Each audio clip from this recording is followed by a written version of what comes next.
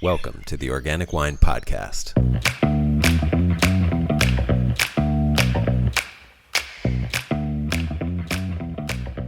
Hi, this is Adam Huss coming to you from Los Angeles. Thanks for joining.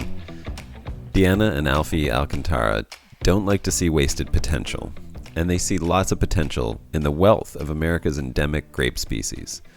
Not only potential for new vines that are adapted for the climate in which they're grown, don't need to be sprayed with chemicals, and make wines that truly reflect their land, but also potential for engaging and involving all kinds of people, especially those who might feel excluded or marginalized by the dominant Euro-centered wine culture. So Deanna and Alfie have started a project to revive, refine, and redefine the native grape and wine cultures of America. They found a piece of property in the Catskill Mountains of New York, and they begun planting vines from grape species that contain native DNA, some new varieties that aren't even named yet, and others with names like Black Eagle and America, and still others that they found growing wild on their property. They are at the beginning of a project that can take many, many years to begin to see the impact of their efforts. I think there's something brave and hopeful about starting something that can take longer than the years you've been given on this earth. And I think these are the kind of projects that we all need desperately now. So I hope Deanna and Alfie will inspire us to think about what is important enough for us to give our lives to, even if we know we won't see the results. Oh, and I forgot to mention, their name for this project is Dear Native Grapes. Maybe that's where they get their inspiration, because what they've started is something much more meaningful than a business plan. They've started writing a love letter. Enjoy. Alfie and Deanna, thank you so much for having this conversation. Welcome.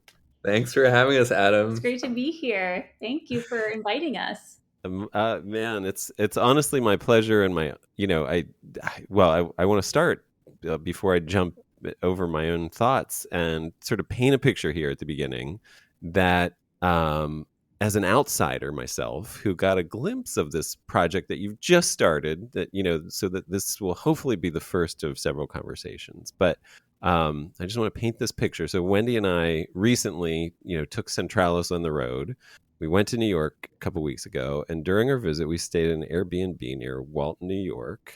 And on this beautiful, breezy, sunny morning, we drove out into the countryside outside Walton, which is already itself pretty far out into the countryside. And we wound our way up to your farm. Is farm the right word yet? Sure. Yeah. There's a barn on the property. I think that qualifies, right? Yeah, we call it the farm. Yeah. And met you guys in the best possible way at the top of a sort of mountainside that was an open slope sloping down to this forested valley below, with views of the rolling mountains in the distance around it. And on this mountainside, you have planted at least 20 different varieties of literally like native, some of them to that forested valley below your property, at the bottom of your property, and some of the hybrid native varieties that have been around for a while, and some new ones that you're checking out. And we had the honor of planting some Vitis estivalis, just one part of a row, because it took us forever because we're slow diggers. No, you were great. But it was such a treat, honestly. And that's where you are, and that's what you're doing. And I just want to talk a little bit about how that all got there. Like, obviously all the vines are babies, so you guys have a long way to go, but this is a really exciting project for many reasons. I got to know you through your Instagram channel. Channel is totally the wrong word, and Wendy is going to make fun of me for saying that. But your Instagram account called Dear Native Grapes. So maybe that's a good place for you guys to start about what's Dear Native Grapes mean. Well, Adam, it was awesome that you and Wendy got to come out, and we got to actually, it was not even noon, and we were already tasting some good wine you brought down from the Finger Lakes, which is great. Yeah. That was nice. Yeah, it was. You need wine to work, right? Especially in a vineyard. Yeah, I've heard that's how they do it in France, maybe. And in New York, apparently. Yeah, but Dear Native Grapes is kind of our experimental vineyard. It's looking to bring back these forgotten, almost lost grape varieties from around the American landscape. And it's, as romantics, it's our love letter to them. Hence, Dear Native Grapes. It's the start of a story. And that's kind of where we're at. We're at the start of this very long journey, but it's just kicked off. We're in our infancy, just like our baby vines. And that's beautiful. I love the romantic aspect of that. What? So that says a little bit about you. Could you say more about the two of you? How did you end up there, and where are you from, and where are you from, and what's your background? Well, I grew up in Mexico City, and I met Deanna while we were both in college in New York. I had moved up to New York City, and we were both in film school. And we actually didn't meet until literally the last week of school. We were in the same class for 4 years, had the same friends and everything, and we just never crossed paths. And it was our friend who was shooting his thesis film, and it was like a Lord of the Rings esque type story in the woods of upstate New York, and I was the cameraman on it, and Deanna was the assistant director, and that's how we met on set. And Nice. it's kind of how we fell in love. Gosh, it sounds like this is the connection to why you're talking to Los Angeles right now. I feel like you're just part of the LA tribe right now. Yeah, I wish. So Deanna, she's a through and through New Yorker. Yeah, I was born and raised in Staten Island. Hey, Schooling out there, went to the city for college. But yeah, my whole family's tri-state, which is New nice. Jersey, Connecticut, and New York. And yeah, Alfie and I crossed paths, and we started dating immediately, and we've been together since 2010. I love that. So you had film at the beginning as a common denominator. When did wine enter the picture? I think it was kind of a collection of moments and experiences that started opening our eyes. I was a plant nerd when I was young. I was obsessed with carnivorous plants when I was little. I made my parents like drive me to like some faraway plant nurseries in Mexico when I was growing up, and I had good parents. And well, if you ever visit Los Angeles, of course you have a place to stay here. But I don't know, maybe you already know this, but the Arboretum has an entire greenhouse dedicated to carnivorous plants here. Oh my God. Whoa. In Santa Anita. Yeah. It's amazing. It's No, like you walk into a jungle and you're afraid because you That's might awesome. get eaten. It's amazing. I love it. Well, it hasn't gone away, but we've definitely moved on to other plants. horticultural Yeah. interests, if you will. But yeah, I was a plant nerd, so I loved plants. I loved working outside. I loved working with dirt. But then moved to New York City and didn't have that possibility anymore. Like I just like a lot of New Yorkers, you like dream of having an outdoor space, even a balcony or fire escape to like have like a pot of something there. But before I moved to New York, I went to boarding school in Colorado, and that was awesome because it was a very much a outdoor experience where I really learned to love nature and learned to be outside and just get that nurture that part of I guess like my spirit. But yeah, the contrast between Colorado and New York was pretty stark, and so I definitely like wanted to figure out a way.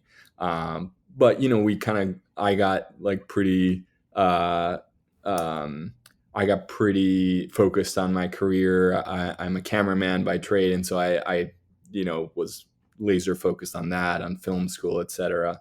And once Deanna and I were dating, we were living together. I think it was when we started going to June Wine Bar in Carroll Gardens. We started drinking natural wine. That must have been like 4 years ago or something like that, three years ago. And we made friends with the staff. They were awesome there, and they started really opening our eyes to uh, what natural wine was, and producers who were from unlikely places, grapes that were obscure and we'd never heard about, but they were just fascinating to drink. And do you want to talk about when we started seriously looking at this? We took Yeah, a it kind of all culminated in like a trip we took to Maryland for New Year's. And I unfortunately got a stomach bug while we were there, and I was sick, very scarily, deeply sick. And I Oh was holed boy. up in a bathroom for most of New Year's Day. But Uh, Alfie was taking care of me, and I was like in bed all day, and I felt so bad. We were at friends' places. So when I was sleeping, Alfie would go on these little hikes around the neighbor's property, and he stumbled upon this like old forgotten tiny vineyard, and they were pulling it out, they were ripping out all the vines. um, and Alfie had like chatted with the team that was there, and they were like, yeah, these are grapes that just won't grow here. And Alfie's like, but why? And he just kind of like latched onto this nugget of information that like here was this beautiful thing that was being ripped out, and for what reason. And like he kind of went down a rabbit hole that night, being like, well, what grape variety was this, and can we do better? And I think that's when you stumbled upon Munson's book. Yeah, it was it was this really picturesque little vinifera vineyard in southern Maryland, and they just like gave up on it because it was impossible to grow it without intensive chemical agriculture, and they were like, we're right. done. Yeah. So yeah, that's what led us to find Munson's book, Foundations of American Grape Culture, is what I think is called. And that just led us down this rabbit hole of like, oh, like America had a ton of grape growing pre-prohibition, like 1800s. There was a lot of innovation happening, and all that kind of stopped after prohibition. And then there was never an opportunity to kind of retake it and continue that Reignite work. it, Yeah. yeah.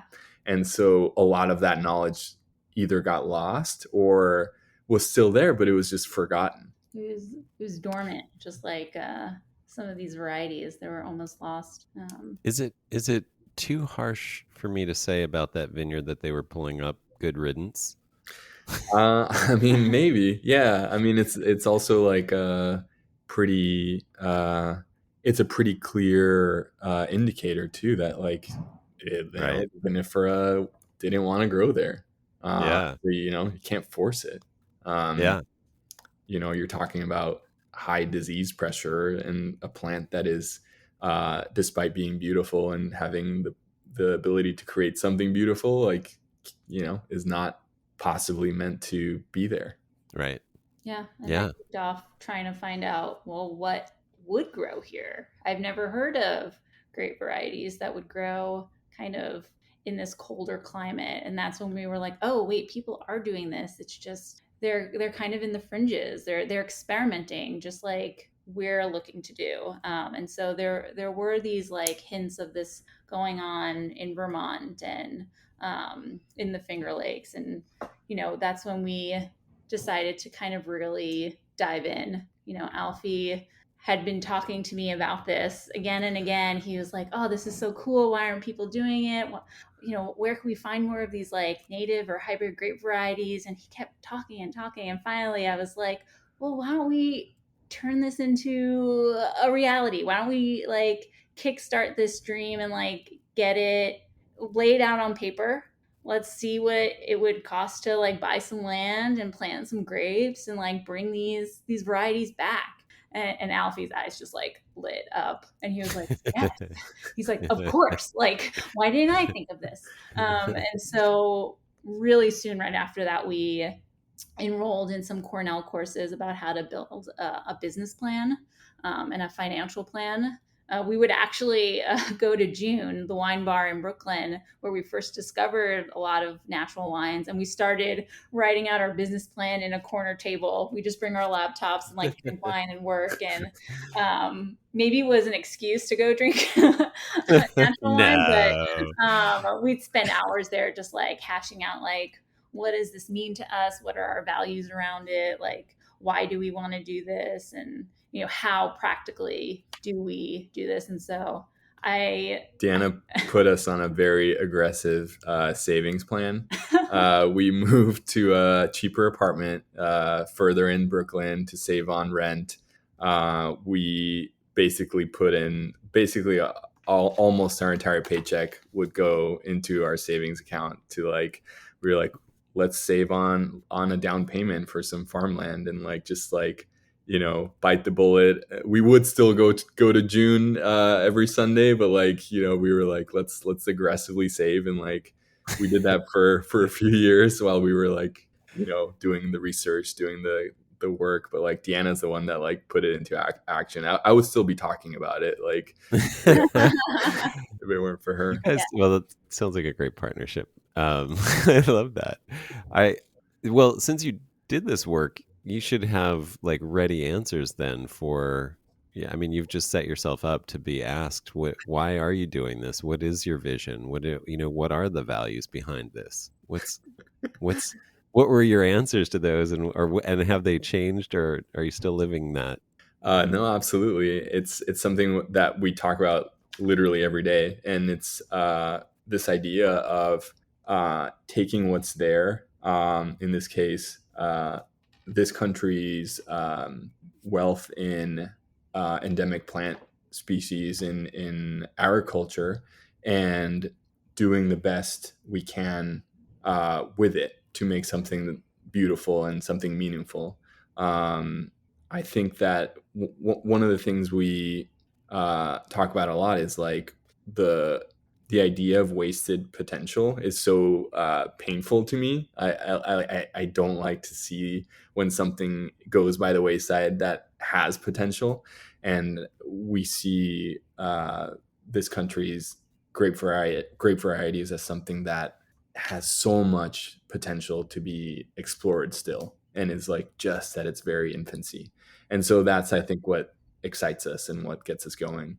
And I think Yeah. for me, a little bit more on that is like sometimes the wine industry can feel inaccessible, or it's you have to have a baseline of knowledge or foundation to walk into a wine shop or to drink different types of wine. And we really wanted to break that down. Like, I am by no means full of top knowledge of every wine region and what grapes always come from where. And I'm still learning, and like that's okay. And like we should make wine that allows people to ask questions about where did it come from, why are we planting it, and just like open up that entire sector. Like, let's make wine more accessible so people feel like it's not something that they need for a fancy dinner. It's something you could drink with breakfast. It's something you can have with friends at a barbecue. It's something that is for the people. It's not for this higher echelon.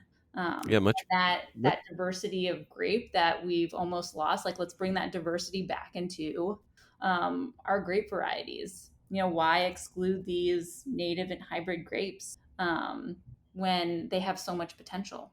Yeah, I mean, I think if we're building a culture that reflects terroir, I mean, when I was there visiting, when Wendy and I were just there visiting, we stayed on another property a little closer to the Finger Lakes than you guys are, and it was like over 100-acre property, and so we just spent a lot of time.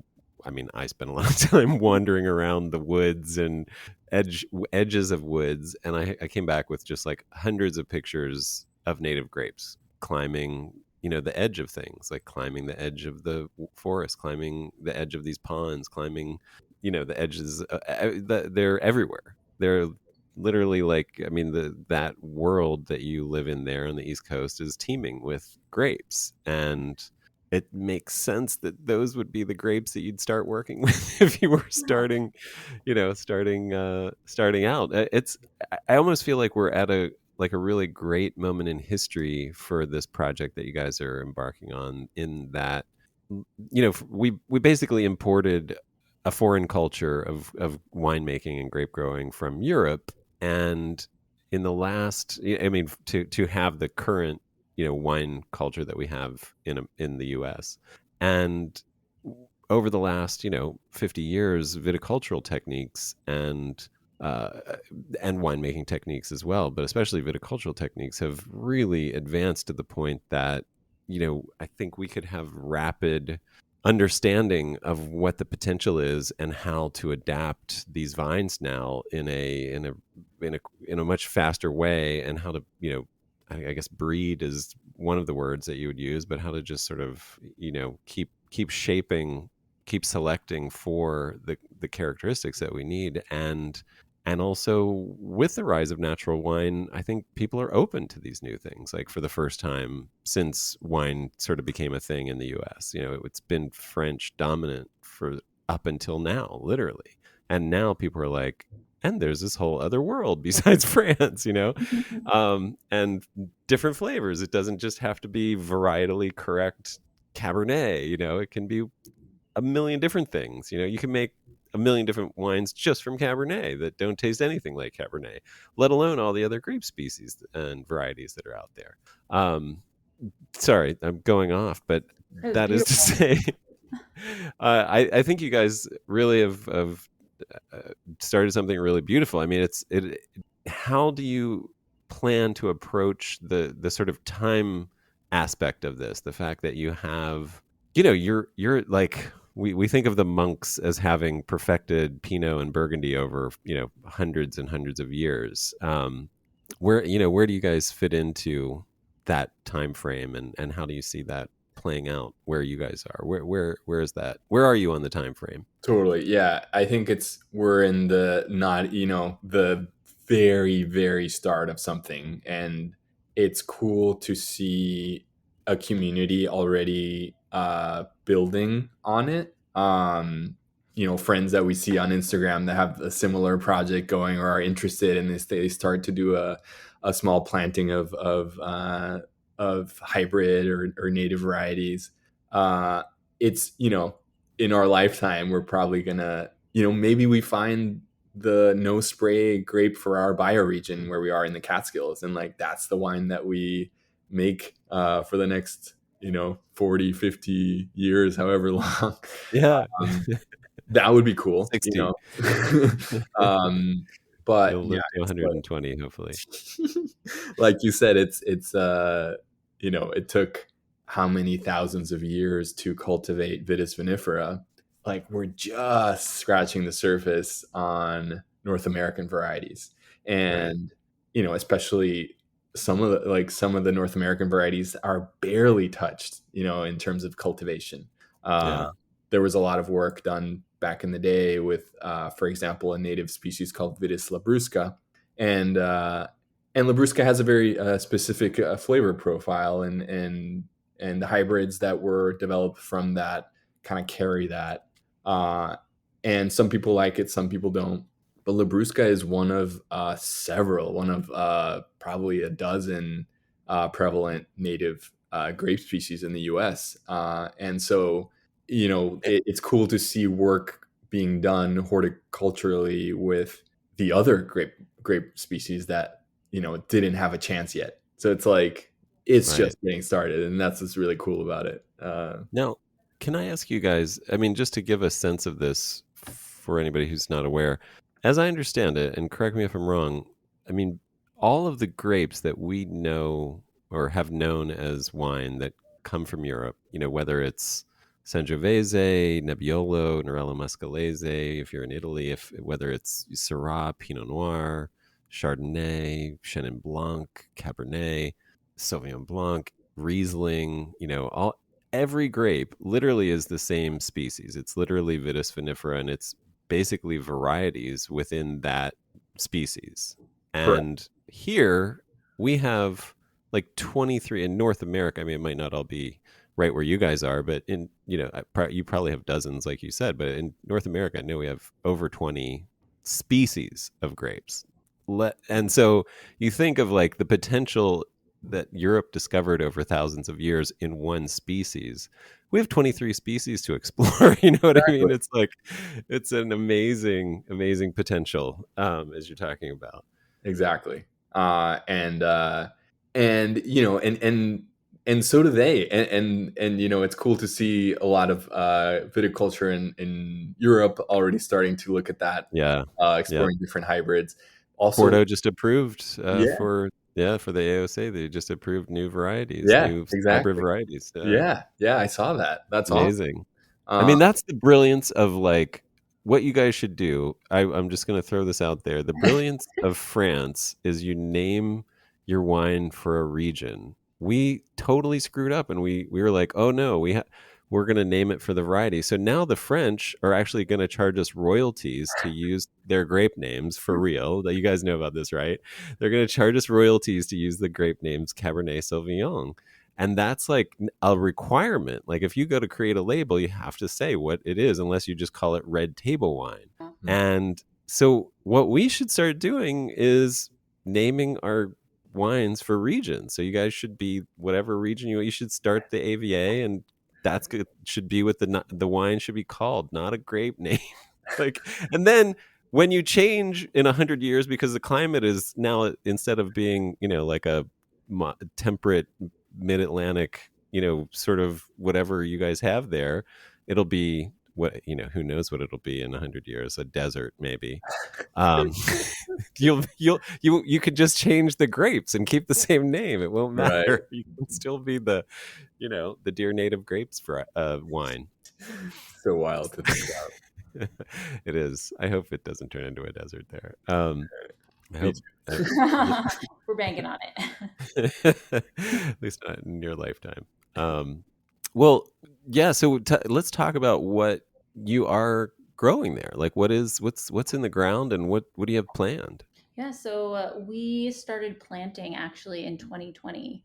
Um, and some of that during COVID, which was, we bought the land in 2019. We always had this plan to get all these baby vines into the ground in June of 2020, and then COVID came along and we had to kind of readjust our priorities, readjust our plans. But we were really lucky to have a few family and friends who would get tested, we would get tested, and they came out in just small groups to kind of help us push forward and realize that dream. So we're so indebted to them, because that year we planted, I believe, over like 18 different varieties, and this year we planted another acre of about, I think, another 6. So we have about 24 different varieties of grapes.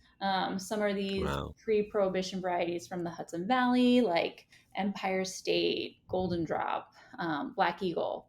And then there are more Oh, I love pre-prohibition those but names. heritage North American varieties like Delaware and Catawba, and one named America. Yeah. And then there are these newer hybrids from Minnesota, Frontenac, Itasca. Some of you've surely heard of Marquette, Brianna. Oh But I yeah. think some of the things that we're really interested are these experimental hybrids from Virginia, from Cliff Ambers. And they're all, Adam, the vines you and Wendy were helping us plant. They're experimental hybrids that are from the species Vitis aestivalis, which for us is one of the most exciting things we have growing, just because of the balance of sugars and acidity the grape has. It reportedly has really good tannic structure, and it can grow here without spray. And so that's, all those things are things that interest us in this project. Yeah, Sounds I mean, I'm sitting here thinking I should record a PSA for you for like when you're trying to recruit workers, and you'll play this little video, you'll send them like a link or something, or play a little, have everybody sit in front of a TV screen, old school style, and it'll be me talking about how what you're about to do is participate in history. Like this is your hands are touching the future of wine in this country. You will be shaping the future of American wine. I could go on, and give everybody a little pep talk so that they'll be like, yeah, sign me up. I'll come dig holes and pull, things out. I honestly don't know how we still have friends. Like people, like friends still come up and like we make them do like hard labor. We're digging like through like some really rocky soil and like Right. we're very lucky. But it's super exciting. Oh yeah. Yeah. Do you want to talk a little bit about what that specific property is like, the pros and I mean, I don't know that there are cons, but just the descriptive aspects of it and what the terroir is like. Yeah, totally. So it's we're in Walton, New York, which is in the foothills of the Catskills. It's the western part of the Catskills. And so that the whole Catskills region during the last glaciation about 10,000 years ago, the glacier kind of ripped up a bunch of stuff and like left the Catskills behind essentially. And so during that whole process, a lot of rock material and a lot of things were moved around. And so what we were left with were these like really cool, like hills and big mountains and like hollows. And we're in one of these like mountain hollows that you drive up from kind of the base of this river valley, where the soil is this, you remember, Adam, it's kind of this like rust color. That's, all the sediment that, that comes from all that, water moving through the river valley. And so you kind of drive up and you kind of gain some elevation and you're going through essentially a forest. It's like, definitely an alpine setting. Yeah. And you arrive and it's kind of like an open side, like hillside, essentially. It's all rolling pasture, but it's all like some really sloping terrain. When we started hunting for property and farmland, it was the first place we actually saw, and we were like, oh shoot, like this is great. It's like south facing, it's got the exposure, it's got the slope. I somehow convinced Deanna that same day we took some soil samples. We went to the local hardware store and we were like, should we spend the $50 on the actual shovel, or like should we buy this little child shovel?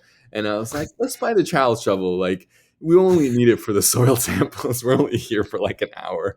And so we did that and immediately regretted it, because we realized that like this soil is like extremely rocky and like and like overlapping slate. So it's not even like you could get around some of the rocks. It's like we literally broke that shovel upon using it. Within 1 minute. Yeah, it started raining, and then Alfie was like, well, we're supposed to dig 10 inches down, and we could only get 2 inches. I was like, this is going to take us hours. It was really bad.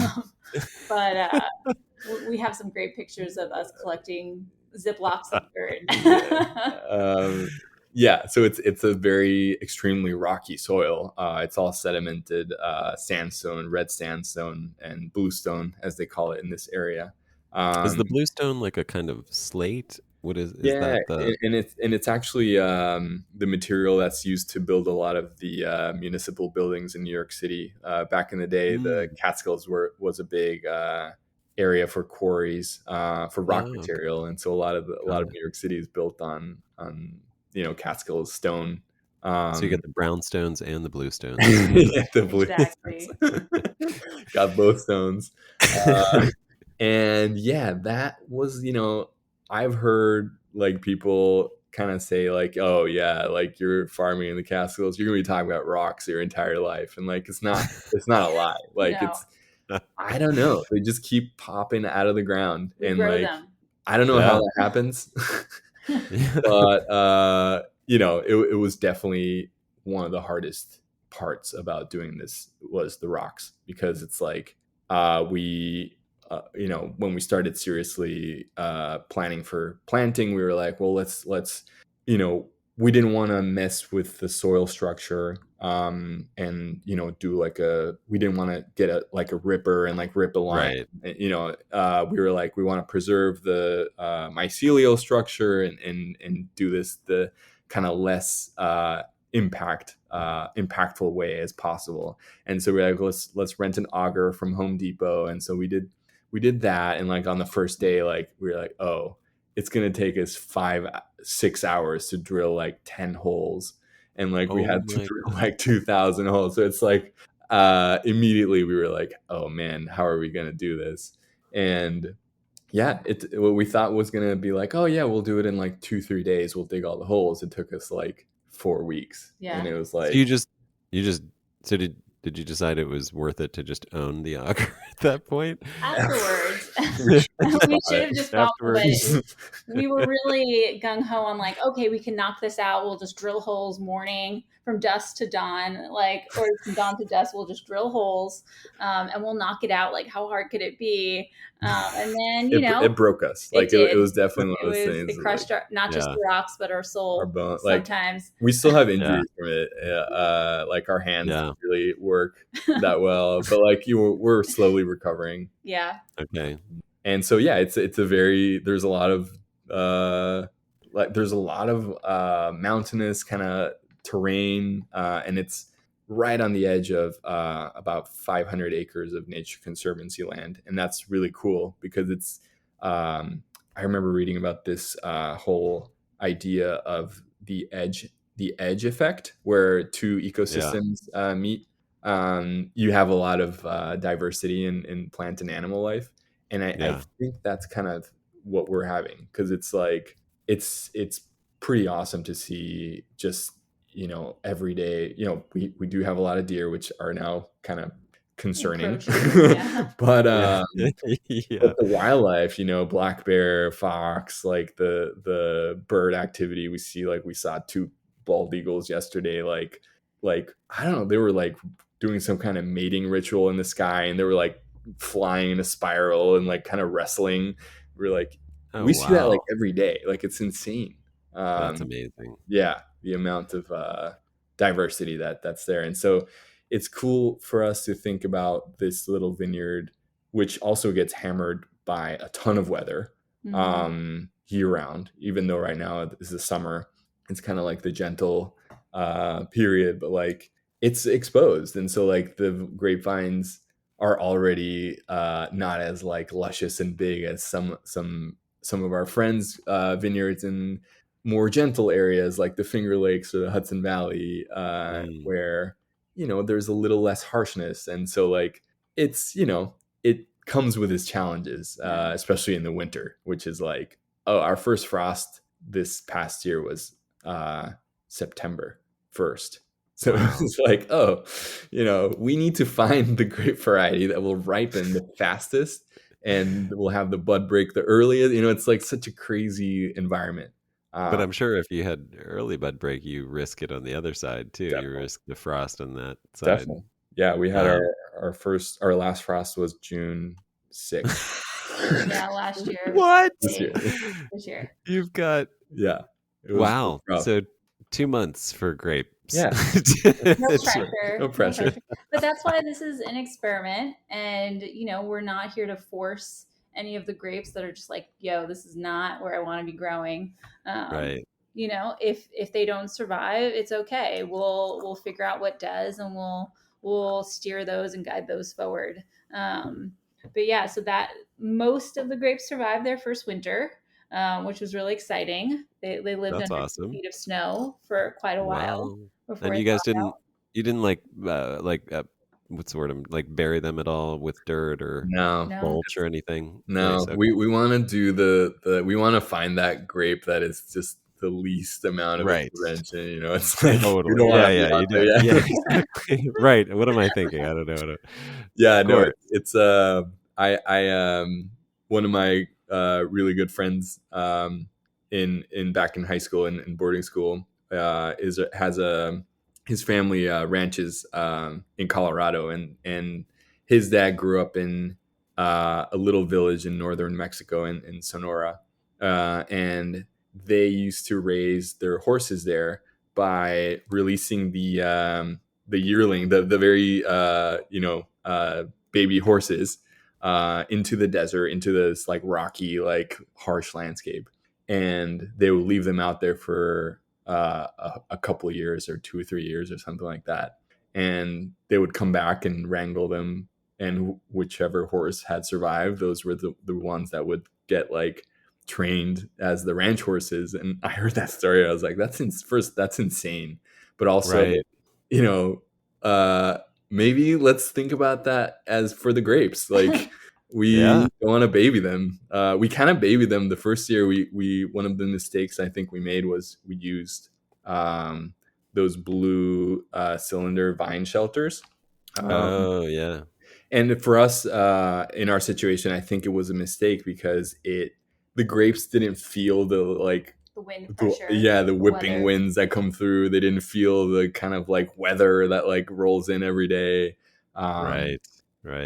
And so I think it kind of set them back a little bit. And so this year we were like, no, they're going, if it works, it works. Yeah. If it doesn't, then we pivot.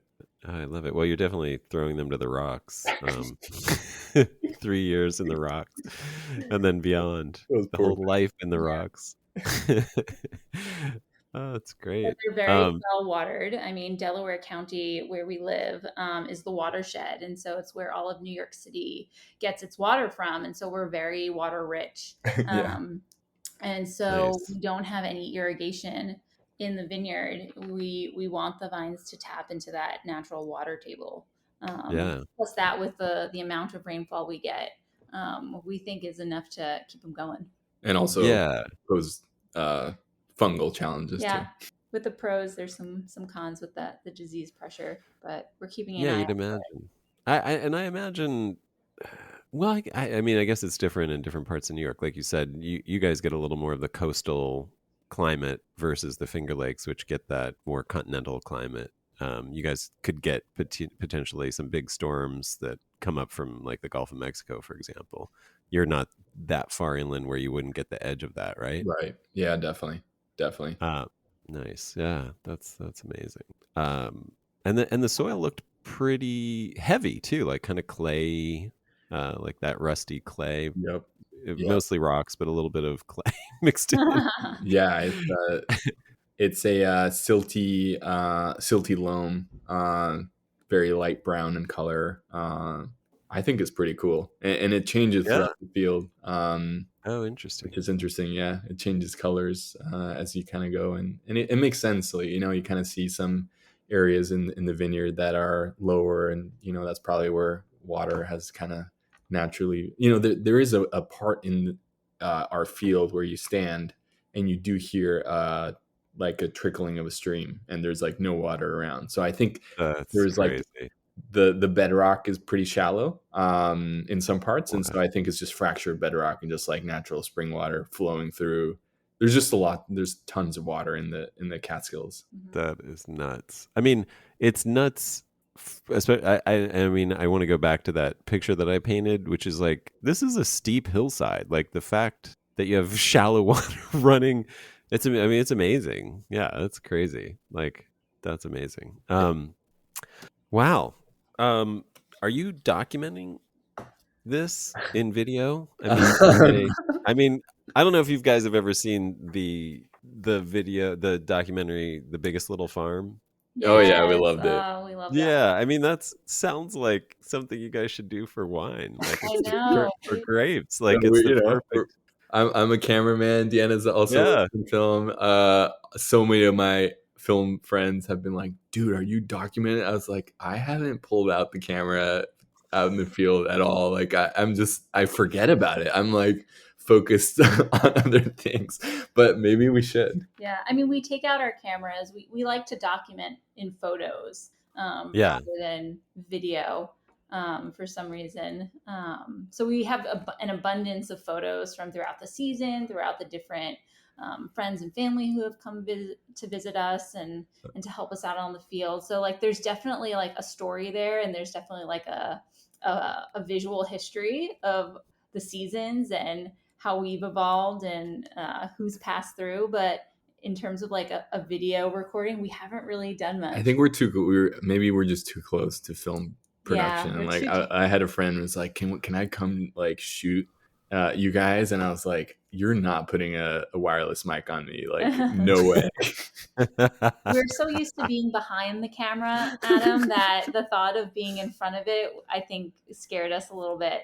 Yeah, We're no, I just, hear you. it's not Well, natural for us. do the documentation now. Don't worry about the voiceover. I mean, you can always do voiceover. You can always do like the interviews later and splice it together. But at least you'll have footage. You'll have like the B roll and some of the A roll that you It's can. mostly just footage of farm failures constantly, like every day. Just a That's farm the failure. whole, yeah, but that's the story. That's part of the That's what you the want to see. challenges overcome. Exactly. Like we want to see how you problem solve. I mean, that's literally like what that whole documentary, The Biggest Little Farm, is all about. It's like Yeah, this problem cropped up, and then this is how we solved it with natural means, and then this problem cropped up, and this is how we solved it. And yeah, it's like you're rooting for them the whole way through because it's like farming, it brought farming to life in this sort of like National Geographic, because the guy was a cinematographer, so he had like that slow mo of like the eagle coming in to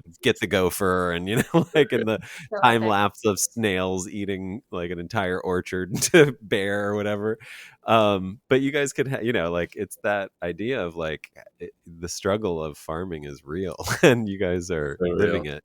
We are rooting for you. um All right, Adam, you convinced me. I'll bring the camera along more often. Awesome. Good. Well, I mean, it is very photogenic there. I mean, like I was saying, that's what I was trying to like when you're out there working, the view is spectacular. You have this, I mean, it sweeps away, the vineyard sweeps away down into that hollow. I love that word, hollow. Like there aren't enough hollows in the world. Hollow. Um and where from whence you have pulled some cuttings from the native vines down in that hollow that you saw packed with grapes, right? And those are now part of the vineyard. Yeah, Some so of we're actually growing three some of three full rows of this Vitis Riparia a wild grape that we found last year, just like loaded with beautiful fruit. Um, so we took cuttings from it in the winter, and we're growing about 150 vines from it, and see what happens. that's Fingers fantastic. crossed. Yeah. Yeah. I remember Uh, when Alfie discovered those vines. He was walking out to like a fishing spot, um, and all of a sudden, encased all around him were these beautiful grapes hanging off of these vines that were entrenched around like just different trees and fauna. And he was, oh my God, look at these grapes. They're beautiful. They were untouched. They were like these perfect, like tiny little berries. yeah, And he was like, we should see what this tastes like, and why not grow it? And I was like, cool, let's do it. And we went out in the winter and we took a bunch of cuttings. And yeah, like he said, now they're planted in the vineyard, and we'll see what becomes of this little berry. that's amazing. That's very cool. I mean, I had the same instinct. I just don't live there and didn't want to like do suitcase clones back to California from New Hey, but York grapes. you have some native grape species out there, as probably you've learned from Matt and the North American wine press. Absolutely. Yeah, absolutely. Vitis californica, Yeah. absolutely. And we have some other, stuff some native fruit bearing plants that I think might be better for Southern California. I mean, we do have, in the river bottoms here, some grapes, but in large, it ain't that hospitable for grapes once you get south of, the San Gabriel Mountains. It's pretty rough down here. Actually, north of the San Gabriels is the Mojave. The Antelope Valley is pretty intense too. um, but yeah, I'm working on some stuff. I got some stuff planned. Yeah. um, yeah, definitely. I mean, this is, yeah, I think that very excited. That's part of why it's very exciting for me. I'm just excited for things to be grown where they're supposed to be grown. It's really, I've just by coincidence been listening to an incredibly beautiful book called Braiding Sweetgrass, which Oh yeah, I love it if, so much. yeah, if you haven't read it, highly recommend it. And speaking of books, so you mentioned the Munson book. Can you repeat that title? Yeah, absolutely. Let me just make sure I get it right.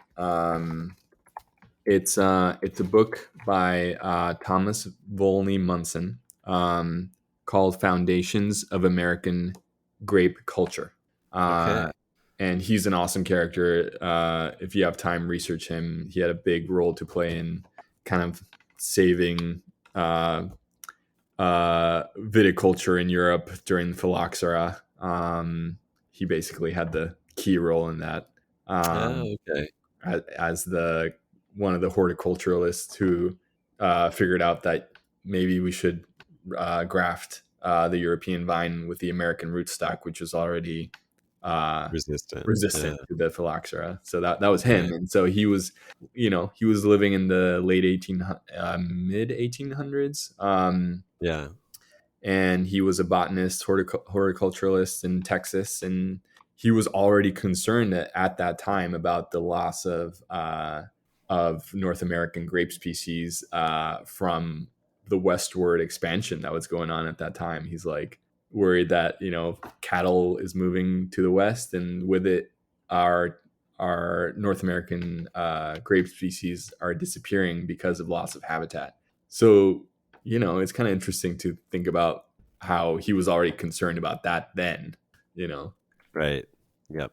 Um, and I guess my question, the follow up to that was, well, a two-part follow up. Any other books that have been influential, helpful that you'd recommend for somebody who's interested in learning more about natives and hybrids from North America, or the sort of the native hybrid culture of wine and wine growing?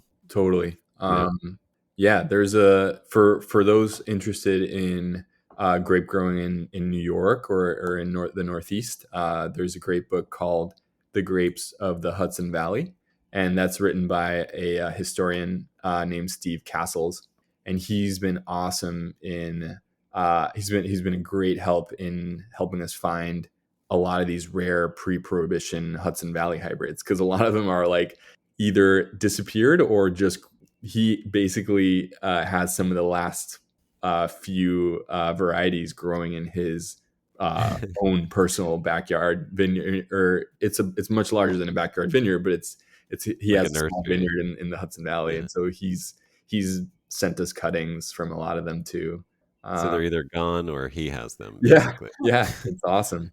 Um, Wow. there's also a book called um, sorry, Adam. I'm just gonna look it up right now. Oh no, that's good. And maybe while you're looking that up, I mean, Deanna, like, what have you guys learned? I know this is like a huge learning curve, and there are people like Castles and did I say his name right? Yeah, Yes. Who are and others, who have been, at similar projects, have been working with hybrids, been breeding grapes, trying, the people, obviously, like we have whole universities in Minnesota and yeah, close to you there at Cornell, who whole programs that are dedicated to breeding these varieties in ways that are commercially viable. What have you guys learned? Like, what's been part of that learning curve? Like, have you had mentors? Have you you know you anything along the way that you've picked up, just fun stuff and whatever? What's to- been valuable, and totally. what's that been like? One of our mentors in um, this journey of finding grape varieties has been Cliff Ambers, and he is a Virginia wine grower, and he's basically dedicated his life to finding uh, grape hybrids that can be the no spray solution for the Northeast, and like his work primarily is centered around Vitis aestivalis, and it was Oh through wow. him that we got the two varieties that you were helping us plant, Adam.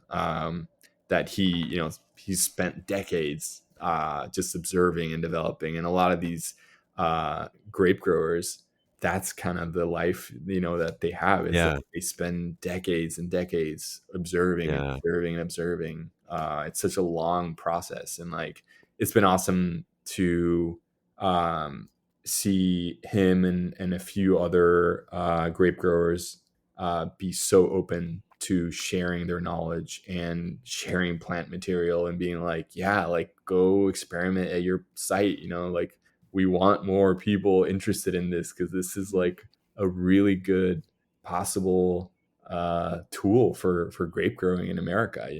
Yeah. Yeah. And it's really important to, in terms of like things that we've learned, you know, I would tell anyone to be as hands on as possible.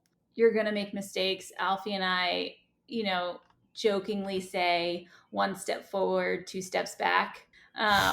Because every time we try something, sometimes we feel like we're being pushed back, but it just leads you in a different direction or on a new path that then gets you to where you want to be. And you're going to make a lot of mistakes, but that's okay. That's part of the process. And like the one thing I'm really grateful for, having moved, far away from my family, far away from Alfie's family, we are really appreciative of the community that we've built here and that has supported us when we were just starting out, offering to help, offering to, talk to us about digging holes and building fences and how they put in fencing for livestock, but maybe we can apply some of those things to a vineyard. And that sharing of knowledge was really instrumental in helping us, because we would test out these different theories, or we'd have a friend come visit and they'd say, oh, why don't you just do it like that? And we'd be like, why don't we do it like that? And it's just kind of this like insight that can come from anywhere. It doesn't need to be from experts in wine growing or wine making. It could just be from your mom or dad who have their own set of to-dos and knowledge that they've learned from their family, and just like a different viewpoint that helps push you along the way. So there's no secret sauce. Every vineyard is different, every soil structure is different. Like there's no one size fits all, so you just have to kind of find that secret sauce that fits your recipe, and yeah, just be open to advice from wherever you can get it and test it out. Yeah, I love that. I mean, like you said, just a different perspective can even if it's not somebody in your field, like it's just having a different way of looking at things can open your eyes to a whole new possibility. Exactly. Adam, sorry. Yeah, that book. Did you find that? Yes. The book, one of the books that we read almost every day is Michael Phillips' The Holistic Orchard, because we're actually adapting a lot of his teachings to grape growing, and it's going really well. He's to us, he's kind of the Yoda of grape growing, yeah, or apple growing. Yeah, if that is a really good way to describe him.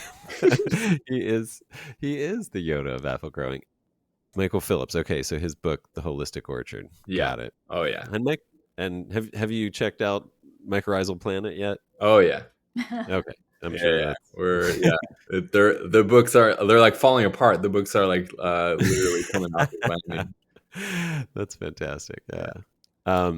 One piece of advice I heard from Steve Mathiasen is don't put apple trees near your winery, though, because you'll end up getting, I forget what it is, but if apple trees are near your winery, you'll get some sort of something in the wine. I'm now forgetting now. If you listen, this is a total plug for the episode with Steve on this podcast. But he definitely had that issue. He started his new winery at these beautiful like apple trees, right? Sort of creating a ring around his winery, and then he started getting, I think it's like a kind of, I don't know what it was, not Brett.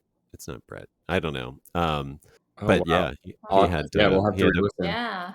Yeah, he cut him down, and it went away. And it was like they discovered it because he had like a real expert who came in and like was able to isolate what the bacteria was that was causing the problem. They're like, oh yeah, that's on apple trees. That comes from apples. And interesting. Yeah. Whoa. Yeah. Something to think about. Yeah. Throwing it out there. There goes our orchard. Yeah. Well, we don't have a Thanks, Adam. Yeah. Just put it on the other side of the. You guys probably have wild apples in the forest around you too. Why even plant? Tons. We do have tons, but we don't have a production facility just yet, so we'll take that under advisement. Okay. Good. Right. I mean, you have time, not too much, but you have a little time. Oh yeah. Well, the sooner you have a production facility, like you could always start, buying grapes or things just to play with, and have a little experimental stuff. Yeah. To be honest, this year we're gonna clear the old garage and do probably a wild foraged co-ferment. Maybe follow in the footsteps of Matt from North American Press and make a co-ferment grape apple project. Yeah, fantastic. Yeah. Well, I know I asked you this there, and I don't expect that the answers change. But have you named your vineyard or your little slice of your project beyond Dear Native Grapes? We haven't quite yet. We're still trying to, you know, figure out where we want to take kind of a lot of these varieties. We're still seeing what will survive the winters, what will produce great wine. There's a lot of unknowns. And Right. so, I mean, we love Dear Native Grapes as like that first chapter in our story, and it Yeah. will always be with us, and we're always going to be searching out these varieties, right, and these species. So we're never going to close the chapter on that section. It will always be where we started, but in terms of the label, we're not quite sure yet. I love that it started with a love letter with Yeah. love. Adam. Funny story. Every time someone comes to our house, they ask for the Wi-Fi password. And we say, well, the name is Dear Native Grapes, and the password is "This is a love letter." And they start typing it, and they're like, "Wait, this is a Ugh, love letter?" Like they're like, I "Oh, come can't on, type it. guys." It's too long. And Yeah. we're like, no, we're sorry. Like when we first made it, it was like, oh, it's all It was about the cute. grapes. It wasn't like about us. It was just about what we were doing. And now everyone's always like, oh, you love birds. And I was like, it's not us. It's It's the about grapes. the It's grapes. the grapes, guys. No, and that's how I meant it. I mean, I just think it comes from a great, beautiful place. So it's lovely. Yeah. Um, and now everybody knows if they are outside your house, they can steal free Wi-Fi. Yes. Good luck. Yo, 'Cause yeah, it's not great. it's it's pretty slow out Yeah. here. You're better off going into town, getting a hot shot, or hanging out at the local McDonald's for some free Wi-Fi.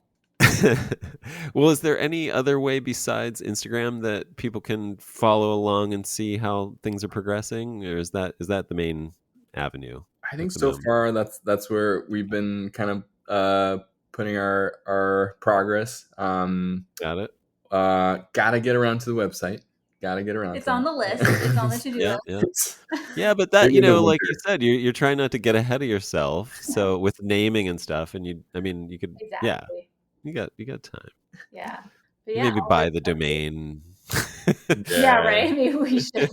But follow us at Dear Native Grapes. That's where you can see all our progress, the fun times we're having out in the field, our challenges during winter.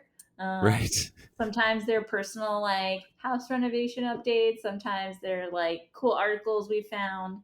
But yeah, it's all kind Yeah. of amalgamated there.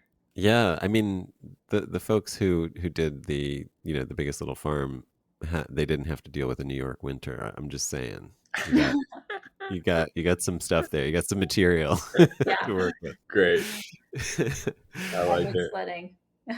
Awesome. Well, any parting thoughts or anything? Any words of wisdom from what you've learned so far? I mean, since this is such a project that is just barely starting, one of the things we really uh, hope is that it will open new doors and strike new ideas for people who want to grow wine and do something where maybe before there wasn't a way, and so we hope this can be inspiration or maybe just like a another tool in the toolbox, Yeah, a as we resource. as we are farming in climate change and all the things that are coming our way in terms of that. Yeah, Maybe hopefully this will be a good resource for others who want to try doing this too. We hope to be a resource. If anyone's thinking about starting out with native or hybrid grapes, like please ask us for our opinions, or if you just want to gut check something, like we're happy to talk about it. We get just yeah, as excited as some of these expert grape breeders who have been trying to shepherd on these native and hybrid varieties for so long. They were so excited to talk to us, and now we're so excited to pass on that knowledge. So um, anyone who's that's who's interested, please let us know. Hit us up. that's great. I'm sure you guys could probably still even use more help and knowledge as well. If somebody has an inside track on something, to reach out to you to share knowledge, to just to build that community, I'm sure is also a great thing. Yeah, and just I mean, I just want to say I think you guys are starting something really beautiful for beautiful reasons, and it feels like, I mean, I was honored to be part of it. I'll put it that way. It just felt like uh, being part of history in a real way, like in a small way, but in a real way. So it was very cool, I think. And that's yeah, I think it's really, really a good thing. Thanks, Thank Adam. you, Adam. No, this was really special to come on and chat with you about it. We really, really appreciate it. Well, thank you. Thanks so much for listening. If you enjoyed that as much as I did, please tell someone about the Organic Wine Podcast. I really do this podcast to bring exposure to the positive and inspiring work that people like Deanna and Alfie are doing with wine.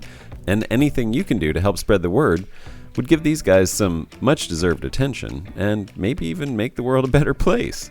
So if you have friends or customers who love wine and listen to podcasts, tell them about the Organic Wine Podcast. And if you want to support, of course, as always, please buy some wine at centraliswine.com. That's CENTRALAS wine.com. Centralis is my winery, and it's the sole sponsor of this podcast, though I am open to other sponsors as well. Cheers!